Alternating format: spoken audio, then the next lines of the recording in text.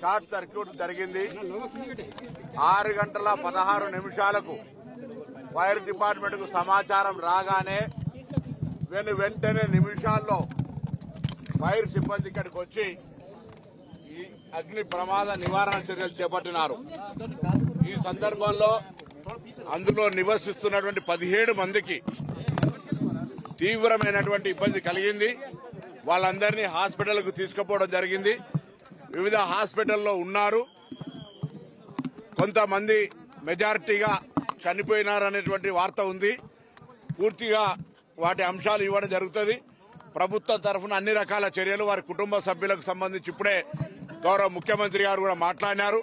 Immediate గా ముఖ్యమంత్రి గారు సంబంధిత అధికారులకు మాకు ఇమీడియట్ గా ఆదేశాలు ఇవ్వడంతో పాటు ఇక్కడికి వచ్చి అన్ని రకాల చర్యలు తీసుకుంటూ ఎక్కడ కూడా బాధిత కుటుంబాలకు ఇబ్బంది కలగద్దు, వీలైనంత వరకు ఇమీడియట్ గా మెడికల్ ప్రిన్సిపల్ సెక్రటరీకి ఆదేశాలు ఇచ్చి సంబంధిత పోలీసు గాని ఫైర్ గాని అన్ని రకాల చర్యలు తీసుకోవాలని గౌరవ ముఖ్యమంత్రి గారు ఆదేశించారు.